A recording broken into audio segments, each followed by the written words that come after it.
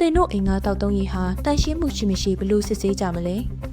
ရေတန်ရှင်းဟာတကိုရေတန်ရှင်းနဲ့ထပ်တူရေးကြည့်ပါတယ်မြင်မာညထင်းနေတဲ့ရေမှာညစ်ပတ်နေတဲ့ရေမဟုတ်ဘဲလူရဲ့ပုံမှန်မျက်လုံးနဲ့မမြင်နိုင်တဲ့ပိုးမွှားလေးတွေပါဝင်နေတာကအစားရေမှာပျော်ဝင်နိုင်တဲ့ဓာတ်ပစ္စည်းတွေရှိနေတဲ့ရေကလည်းညစ်ပတ်နေတဲ့ရေပါပဲဒါကြောင့်မိမိတို့တောက်သုံးနေတဲ့ရေဟာတန်ရှင်းသောရေခင်မဖြစ်တနိုင်တစ်ပိုင်းဘလို့စစ်ဆေးကြမလဲဆိုတာကိုစားသင်ခန်း Food Classroom မှာမျှဝေပေးပါရစေနည်းလမ်းနံပါတ်1ရေရဲ့အလင်းဖောက်နိုင်မှုကိုကြည့်ခြင်းဖန်ခွက်အကြည့်ဒါမှမဟုတ်အလင်းအကြည့်တဲ့ကိုစစ်စီမဲ့ရေကိုထည့်နေအောင်သို့မဟုတ်လက်နဲ့တက်ပြီးလင်းရောင်နဲ့ထိုးကြည့်လိုက်ပါညဉ့်ညံတဲ့ရေကအလင်းမဖောက်နိုင်တဲ့အတွက်ထိုးလိုက်တဲ့လင်းတန်းလေးတွေကိုတစ်ပတ်ကကြည့်ရင်မမြင်နိုင်ပါဘူးအကယ်၍သန့်စင်တဲ့ရေဆိုရင်တော့လေးနဲ့တစ်လျှောက်ကိုတိတိတတ်တာမြင်ရမှာဖြစ်ပါတယ်နီလန်နံပါတ်2နောက်ခံဖြူရောင်ပေါ်မှာတောက်သုံးရေရဲ့အရောင်ကိုစစ်ဆေးခြင်းတန့်တဲ့ရေဟာရောင်စင်းမရှိပါဘူးတင်အင်္ဂါရေကိုအဖြူရောင်နောက်ခံကနေကြည့်ရင်အညိုသို့မဟုတ်အဝါသို့မဟုတ်အစိမ်းရောင်တန်းနေတယ်ဆိုရင်ဖုံမုံရေမုံရင်းနှီးနဲ့ဓာတုတတ်တူတွေပါဝင်နေတာကြောင့်ပါနီရောင်တန်းနေတဲ့ရေဟာ iron လို့ခေါ်တဲ့တန်တက်တွေပါဝင်နိုင်လို့တောက်သုံးမှုမတင်ပါဘူးဒီလနံပါတ်3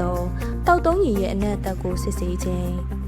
တင့်ရဲ့တောက်ရည်မှာဖုံနဲ့မြင်းမုံနံတို့ရနေတယ်ဆိုရင်အနုစီဝါပိုးမွှားတွေပါဝင်နေတာကြောင့်ဖြစ်ပါလိမ့်မယ်ကျုပ်ဘုံနံလိုနှိမ့်မြုပ်စီကမကောင်းတဲ့အနက်ရှိနေရင်တော့ပိုးမွှားတွေပါဝင်နေတာမို့သတိထားပေးပါဓာတုပစ္စည်းအနက်ရှိတဲ့တောက်သုံးရေဟာလည်းတတ်တူတတ်များပါဝင်နိုင်တာမို့တောက်သုံးသင့်ဘူးနော်ဒီလနံပါတ်4စပ်ပြာနဲ့အရေးဖြော်ကြည့်ပြီးအမြုပ်ထွက်မထွက်ကိုစစ်ဆေးခြင်းကယ်လ်ဆီယမ်နဲ့မက်ဂနီဆီယမ်ဓာတ်တွေများနေတဲ့ရေကပုံမှန်သုံးနေကြစပ်ပြာပမာဏမှာမြုပ်ထွက်နိုင်စွမ်းနေပါတယ်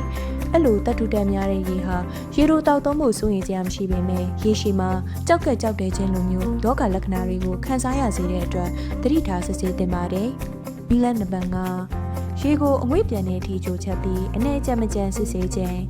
ရေစုမတ်ကိုကြော်လို့ရင်ရေတွေဟာငွေ့ဖြစ်သွားပေမဲ့ရေထဲကျန်နေတဲ့ဆိုင်ခဲနဲ့ဖုံမှုံညစ်ကြေးတွေကတော့အောက်ခြေမှာပဲရှိနေမှဖြစ်လို့လွယ်ကူဆုံးစစ်ဆေးနိုင်ပါတယ်။ဒီတနိုင်တစ်ပိုင်းနီလန်လေးတွေဖြင့်တိတ်အိမ်မရေဟာတန့်စင်မှုရှိမရှိကိုစစ်ဆေးကြည့်ပြီးရင်ရလာတဲ့ရလဒ်လေးတွေကို comment ထဲမှာဆွေးနွေးပေးကြအောင်နော်။စားတောင်းနဲ့ပတ်သက်တဲ့ဗဟုသုတနဲ့သုံးဝင်တဲ့နီလန်တွေအတွက် Food Classroom page လေးကို like and follow လုပ်ထားကြအောင်နော်။